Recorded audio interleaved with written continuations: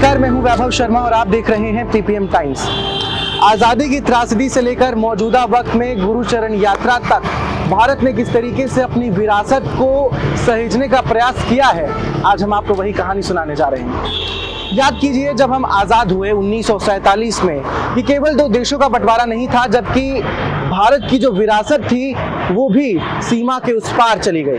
ऐसे में मौजूदा वक्त में किस तरीके से गुरुचरण यात्रा के जरिए भारत ने अपनी विरासत को सहेजने का प्रयास किया है, आइए आपको सुनाते हैं वो कहानी। ये कहानी श्रद्धा, इतिहास और विरासत के उस अद्भुत संगम की है जो विभाजन की त्रासदी से शुरू होकर आज गुरुचरण यात्रा के रूप में एकता और सेवा का प्रतीक बन चुका है। जब हम वर्ष 1947 की ओर लौटते हैं तो हमारे सामने उभरती है वे तस्वीरें जो हर भारतीय के दिल में गहरी छाप छोड़ गई। टूटती रेलगाड़ियां, बंटते गांव और लाखों चेहरे जिन पर अपने घर आंगन से बिछड़ने का दर्द लिखा था। भारत पाकिस्तान का विभाजन केवल सीमाओं का नहीं था, ये संस्कृति, आस्था और मानवीय संबंधों का भी विभाजन था। लगभग करोड़ों लोग विस्थापित हुए और लाखों ने अपने प्राण गंवाए। पंजाब, जहां सदियों से हिंदू, सिख और मुस्लिम साथ रहते आए थे, अचानक दो हिस्सों में बंट गए। लेकिन उस दौर की भयावहता के बावजूद कुछ ऐसी परंपराएं थी जो टूटने के बावजूद जीवित रही। उनमें से एक थी गुरु परंपरा, जिसने लोगों को मानवता और सेवा का मार्ग दिखाया। गुरु गोविंद सिंह जी, खालसा पंथ के संस्थापक, साहस और बलिदान के प्रतीक, उन्होंने अपने जीवन से सिखाया कि सच्ची शक्ति विश्वास और सेवा से है। उनकी पत्नी माता साहिब कौर जी, जिन्हें खालसा की माता कहा जाता है, उन्होंने भी इस पंथ को मातृत्व और करुणा का आधार दिया। गुरु गोविंद सिंह जी के चरण पादुके, जिन्हें जूड़े साहिब कहा जाता है, केवल जूते नहीं बल्कि श्रद्धा, साहस और समर्पण का प्रतीक थे। कहा जाता है कि 1704 में आनंदपुर साहिब में गुरु गोविंद सिंह जी ने इन्हें अपने एक विश्वस्त अनुयायी परिवार को सौंपा था और वही परिवार आज के केंद्रीय मंत्री हरदीप सिंह पुरी का परिवार है। ये परिवार 300 वर्षों तक इन चरणों का रखवाला बना रहा। विभाजन के समय जब पंजाब में अराजकता थी, तब इस परिवार ने इस पवित्र धरोहर को बचाए रखा। ये केवल धार्मिक संरक्षण नहीं था, बल्कि भारतीय संस्कृति की आत्मा को जीवित रखने का एक कार्य था। केंद्रीय मंत्री हरदीप सिंह पुरी के परिवार को यह सौभाग्य प्राप्त हुआ कि 300 सालों तक उन्होंने इस विरासत को संभाले रखा। ऐसे में जब उन्होंने निर्णय किया कि गुरुद्वारे में इस विरासत की स्थापना की जाएगी, तो एक लंबी यात्रा निकाली गई जिसका नाम था गुरुचरण यात्रा। अब आपको हम इस यात्रा की तस्वीरें दिखाते हैं, जिसमें आप देखेंगे किस तरीके से प्रधानमंत्री से लेकर राज्यों के मुख्यमंत्रियों तक ने इस यात्रा में शिरकत की। वर्ष 2025 में इस परिवार ने निर्णय लिया कि यह यात्रा अब सीमाओं से परे जाकर जन जन के दर्शन के लिए यात्रा करेगी और इस प्रकार शुरू हुई गुरुचरण यात्रा, जिसे चरण सुहावे यात्रा भी कहा गया। ये यात्रा 23 अक्टूबर 2025 को दिल्ली के गुरुद्वारा मंजी साहिब, जो कि मोती बाग में स्थित है, वहां से आरंभ हुई। दिल्ली से निकलकर ये यात्रा फरीदाबाद, हरियाणा पहुंची। दिल्ली में जहां मुख्यमंत्री रेखा गुप्ता और कैबिनेट मंत्री मनजिंदर सिंह सिरसा ने इस यात्रा में हिस्सा लिया, तो वहीं हरियाणा पहुंचकर मुख्यमंत्री नायब सिंह सैनी ने स्वयं इस यात्रा का स्वागत किया। वहां से यह आगरा, टूंडला, एटा, कासगंज, बदायूं, बरेली, लखनऊ, कानपुर, प्रयागराज, वाराणसी और सासाराम बिहार से होते हुए अंततः पटना साहिब पहुंची, वही भूमि जहां गुरु गोविंद सिंह जी ने जन्म लिया था। कुल मिलाकर यह यात्रा लगभग 1500 किलोमीटर लंबी थी और 4 राज्यों दिल्ली, हरियाणा, उत्तर प्रदेश, बिहार से होकर गुजरी। जब ये यात्रा उत्तर प्रदेश से गुजरी, तब वहां के मुख्यमंत्रियों ने भी इस यात्रा में शिरकत की। बोले सो निहाल। गुरुचरण यात्रा के लखनऊ आगमन पर इस यात्रा के स्वागत की दृष्टि से और आगे के कार्यक्रम के मार्गदर्शन के लिए आज इस समारोह में उपस्थित केंद्रीय मंत्री माननीय श्री हरदीप सिंह पुरी जी, उत्तर प्रदेश सरकार में मंत्रिमंडल के मेरे सहयोगी श्री सुरेश कुमार खन्ना जी, सरदार बलदेव सिंह ओलख जी, अल्पसंख्यक आयोग के सदस्य सरदार प्रविंदर सिंह जी, सरदार जसवीर सिंह जी, गुरुद्वारा प्रबंध समिति के यायागंज के अध्यक्ष डॉक्टर गुरमीत सिंह जी, डॉक्टर अमरजोत सिंह जी, यात्रा के साथ चल रहे सभी हमारे सम्मानित अतिथिगण, मैं सबसे पहले गुरु चरण यात्रा के उत्तर प्रदेश की राजधानी लखनऊ में आगमन पर हृदय से स्वागत करता हूं, अभिनंदन करता हूं और इस यात्रा को स्वयं पहले दिन से ही अपनी इस विरासत को समाज को समर्पित करने के लिए और आज स्वयं यहां पर आगमन करके इस यात्रा के साथ जुड़ रहे हैं हमारे केंद्रीय मंत्री माननीय श्री हरदीप सिंह पुरी जी। उनका भी मैं उत्तर प्रदेश सरकार और उत्तर प्रदेश के नागरिकों की ओर से हृदय से स्वागत और अभिनंदन करता हूं। बहनों और भाइयों, हमारी परंपरा में ये मान्यता है कि जिथे जाए बहे मेरा सतगुरु, सो थान सुहावा राम राजे। अर्थात गुरुवाणी में अंकित है कि जहां भी गुरु महाराज के पावन चरण पड़ते हैं वह स्थान राम राज्य की तरह पवित्र हो जाता है। और यह हम सब का सौभाग्य है कि गुरु चरण यात्रा के दौरान हमें गुरु महाराज के पावन चरण पादुका और गुरु साहिबा की पावन चरण पादुका के दर्शन करने का सौभाग्य प्राप्त हो रहा है। मैं इस अवसर पर इस यात्रा के जो मार्गदर्शक हैं और जिनकी प्रेरणा से ये यात्रा और इस पूरे कार्यक्रम के साथ हम सबको जुड़ने का अवसर प्राप्त हो रहा है, ऐसे केंद्रीय मंत्री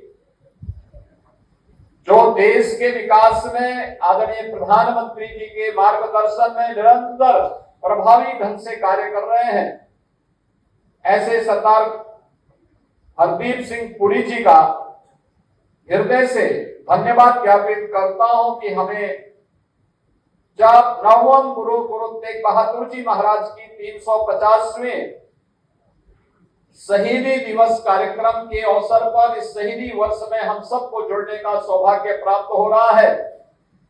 उस अवसर पर हमें गुरु चरण यात्रा के माध्यम से इस पावन कार्यक्रम के साथ जुड़ने का सौभाग्य भी प्राप्त हो रहा है।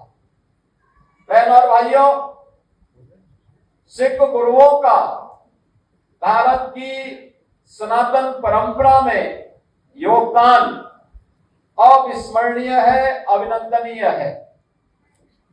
गुरु नानक देव जी से लेकर के गुरु गोविंद सिंह जी महाराज और उनके 4 साहबजादों का बलिदान भारत के इतिहास को एक नई प्रेरणा प्रदान करता है।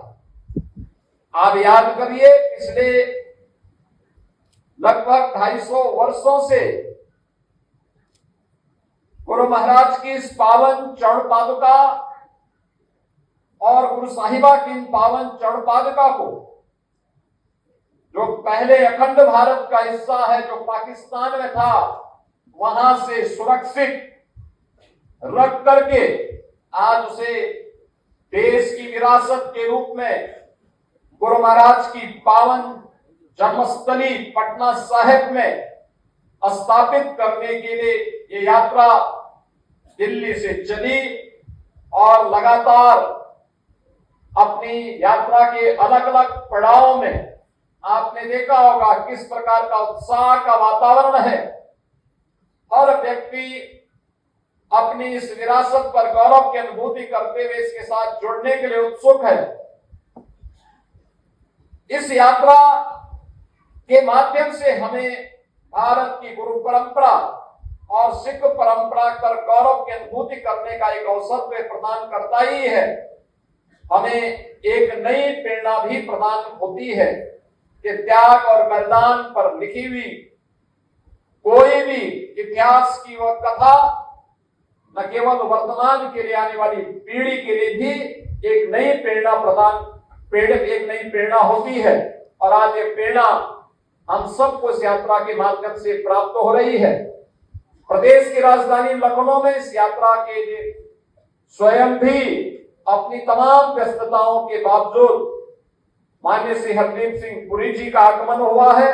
मैं इस अवसर पर एक बार फिर से उनका इस यात्रा में प्रत्यक्ष जुड़ाव, अपनी पारिवारिक विरासत को राष्ट्र के प्रति समर्पण का भाव, यह अभिनंदनीय है। मैं इस पूरी यात्रा के साथ यायागंज का हमारा गुरुद्वारा इसलिए भी महत्वपूर्ण है क्योंकि गुरु तेग बहादुर जी महाराज और गुरु गोविंद सिंह जी महाराज की स्मृतियां इस गुरुद्वारे से जुड़ी हुई है। इस गुरुद्वारे के बारे में कई बार मुझे यहाँ पर आने का सौभाग्य प्राप्त हुआ है। हम लोग इन परंपराओं को आगे इसी प्रकार से चूर्ण बनाए रख पाएंगे, इस विश्वास के साथ मैं गुरु चरण यात्रा के आज के इस कार्यक्रम के अवसर पर एक बार फिर से इस पूरी यात्रा के साथ चल रहे सभी पदाधिकारियों को हृदय से उनका स्वागत और अभिनंदन करता हूँ। प्रत्येक स्थान पर श्रद्धालु चरणों के दर्शन के लिए उमड़े और रास्ते भर जो बोले सोनेहाल सत श्री अकाल के नारे गूंजते रहे।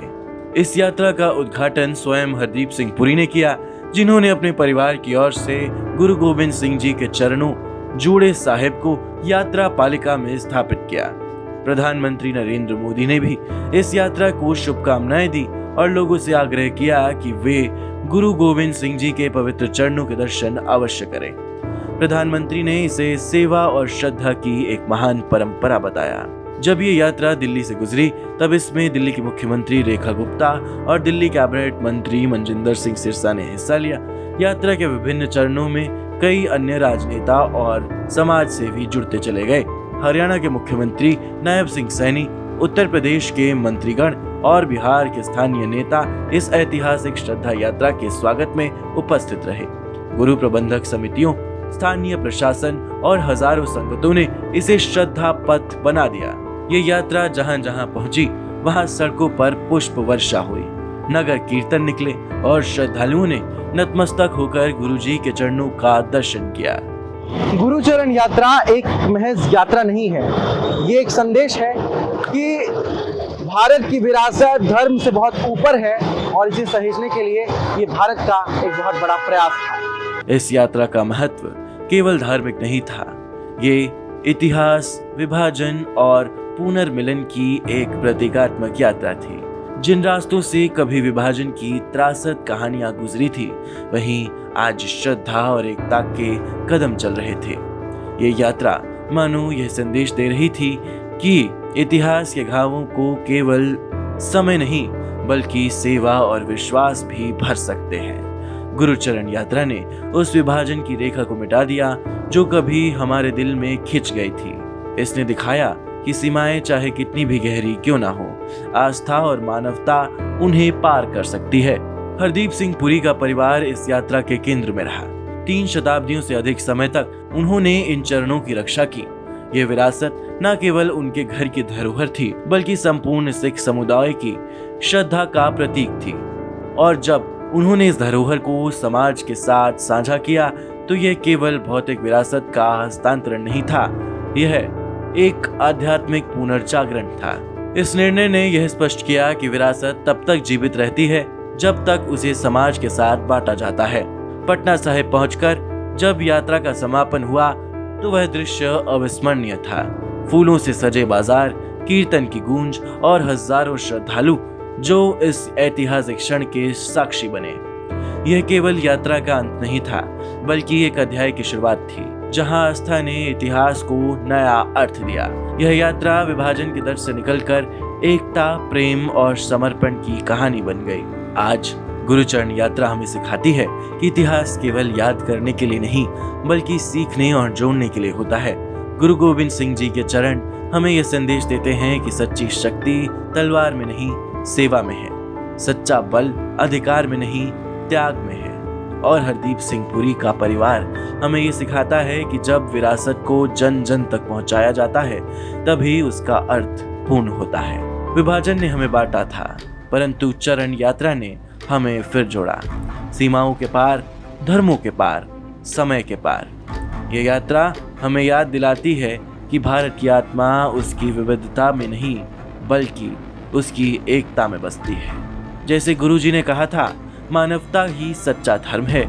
और आज जब गुरु गोविंद सिंह जी के पवित्र चरण दिल्ली से पटना का सफर पूरा कर चुके हैं, तो यह केवल श्रद्धा की यात्रा नहीं, बल्कि आत्मा की यात्रा है, जो बताती है कि इतिहास के हर दर्द में भी भक्ति और प्रेम की लौ सदा चलती रहती है। यही है गुरुचरण यात्रा का सच्चा संदेश। सीमाएं मिट जाती हैं, पर श्रद्धा का सफर चलता रहता है। तो गुरुद्वारा मोती बाग साहिब से लेकर ये यात्रा पटना साहिब तक पहुंची, और इस बीच किस तरीके से दिलचस्प तस्वीरें सामने आई, आस्था का सैलाब उमड़ा, हमने देखा।